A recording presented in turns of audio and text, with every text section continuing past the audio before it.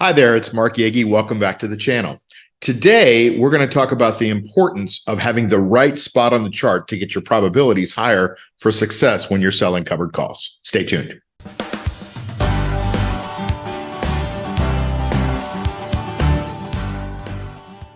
Hey, everybody, welcome back to the channel. And I'm Mark Yegge, your host. We talk about the cash flow machine, income investing, all kinds of fun stuff, but this is really about covered calls. And so let me tell you one of the secrets that we have in the cash flow machine. So in the cash flow machine, we talk about the four cornerstones, the right stock in the right market at the right spot on the chart, and then we squeeze the juice, or we collect the rent, or we collect the time premium, or however you want to look at it.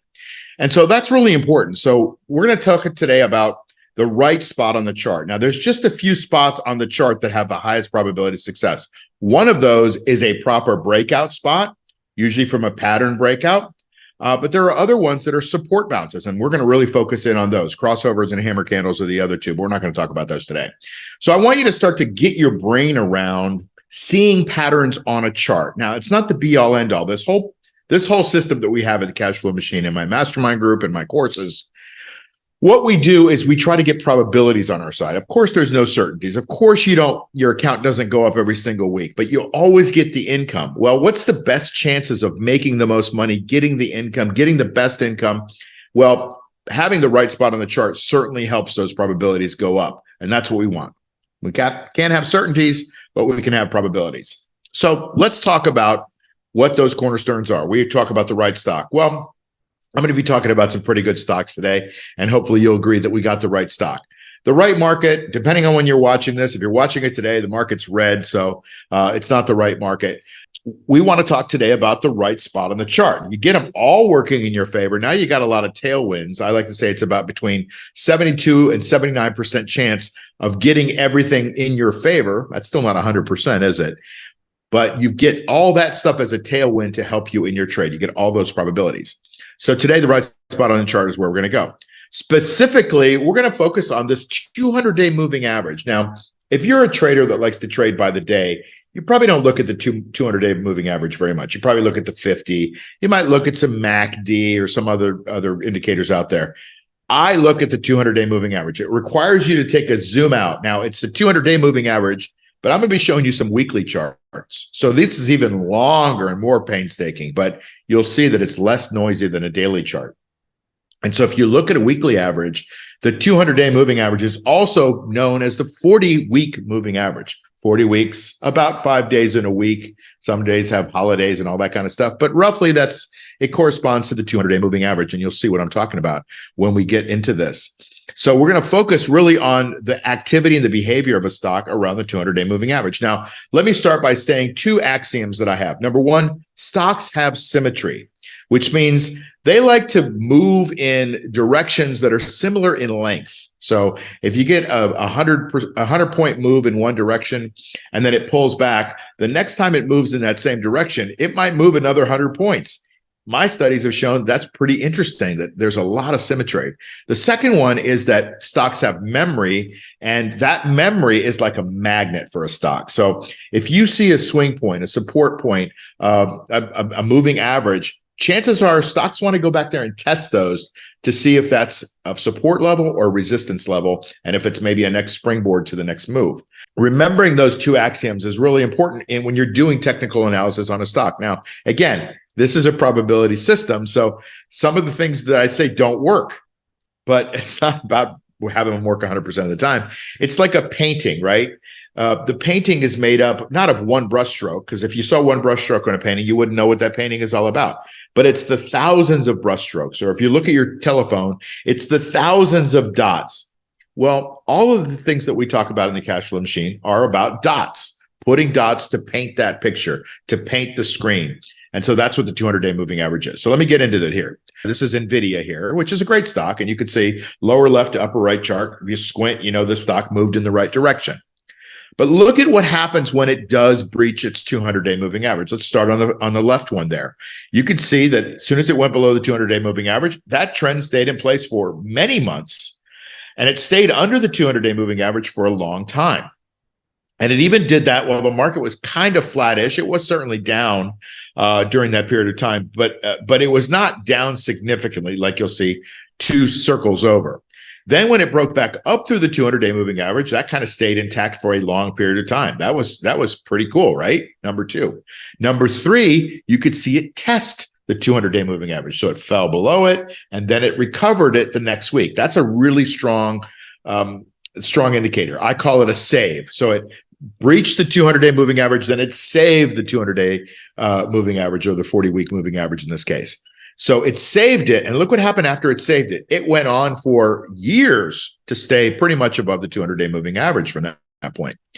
All right, so then we had another test there in March of 2021. Little tiny test, went below it, had a save, then it kind of waffled around the 200 and tried to figure out what it wanted to do, and then it certainly broke out through a little cup with handle pattern there, and then took off for another several months. And then we had a bear market here in 2022, and you can see the top black line there. That's the S&P 500. The S&P 500 is not looking good right there. And NVIDIA went with it, and it went from 300s all the way down to the low 100s. And that was a bear market in the market in general. And you could see that the stock reflected it as well. So as soon as it went, it kind of hovered around the 200-day, and then it couldn't hold it anymore. It tried to get above it, and then it went below it, and it stayed below it for months. And then the bear market was over, and it tried to come up and hit the 200-day moving average, failed, and then it turned around 3 weeks, 4 weeks later, and tried it again, succeeded, and then look at what's happened since then. It succeeded at around 160, and then it's gone up to $400 or $500 since then.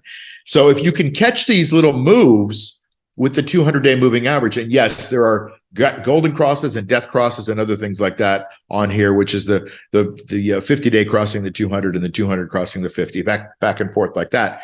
But the point is, the 200 is what I'm focusing on here, because that tells us a lot. And so that sets us up for the next stock, which you've heard of probably. It's called Apple. And Apple, look at that beautiful chart. I mean, that's a stock that we can't say it's the wrong stock.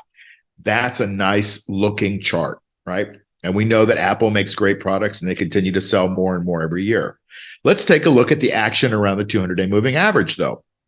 Starting all the way on the left side of this chart, you can see pretty much that once it went above this 200-day moving average back in September of 2016, it took off for a couple of years. And it didn't even come close to the 200-day moving average, but a couple times. It did bounce a little bit as it tested that 200-day moving average to see if it was for real on the way up. Then it came up, and then it had a big drop. You can see in 18, 19 there. And it went below the 200-day moving average, and it stayed below for several weeks, right? Then it kind of came up, tested it again, and then we had a bear market back during the COVID 2020 thing. We had a big drop below the 200, and then look at that healthy bounce that we had right above it on high volume. If you look at the volume below it, that's what we want to see. We want to see a breach above the 200 on high volume. And then stock, look at that. Like, how many weeks in a row did it take off without really giving very much back? And so it stayed not only above the 200, it stayed above the 10-week moving average on top of that. But anyway, you can see a couple of tests there, and then it resumed its little deal. And then you can see as we move toward the right, we had just a few months ago in March of 2023, we had a nice little break above the 200-day moving average, and it hasn't given any of that back. And now it's testing that 200-day moving average. And people are freaking out. Oh my God, the stock's dropped from 199 to 180, 170. I don't know what happened to Apple, and you get all the bad news. But the bottom line is this is just a healthy test of the 200-day moving average, the 40-week moving average. And I think that's what you're seeing.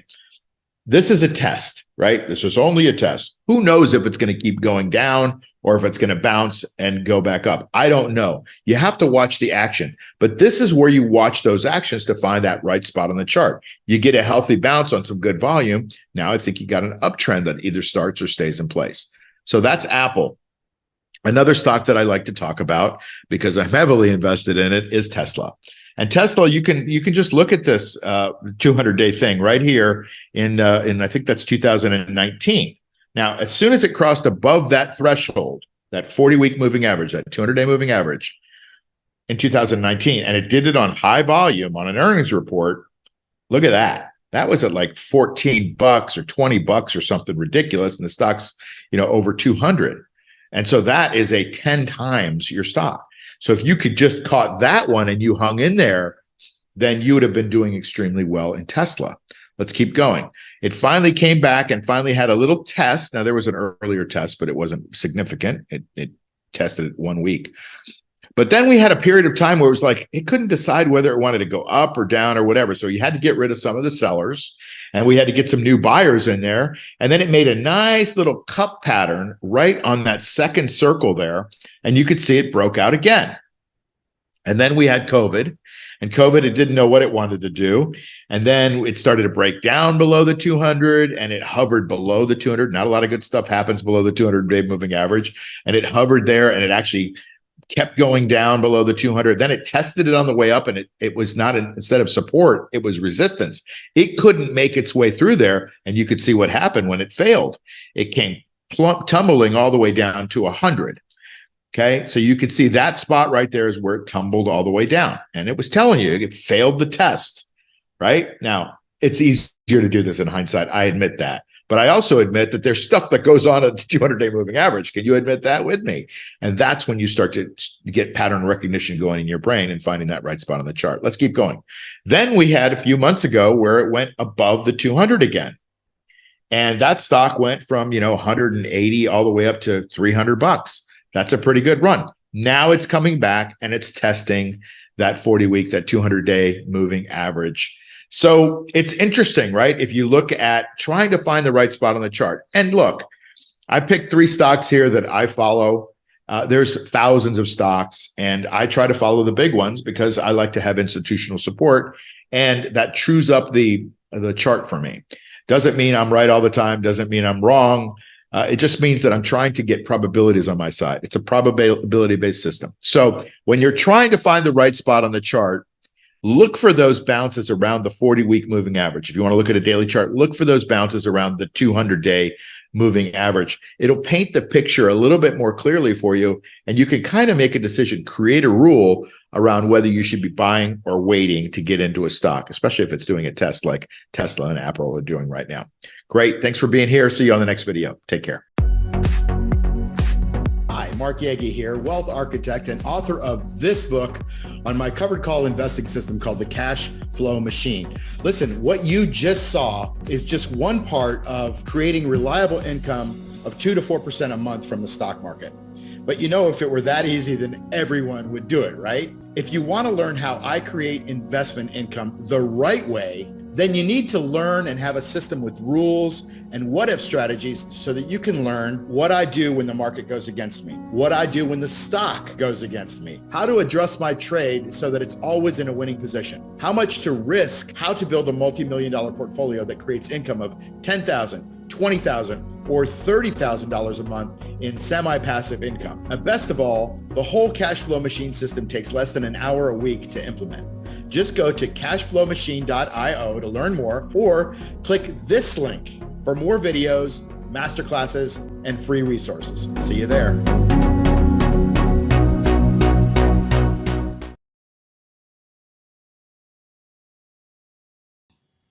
The information you just heard is for education and information. This is not financial advice.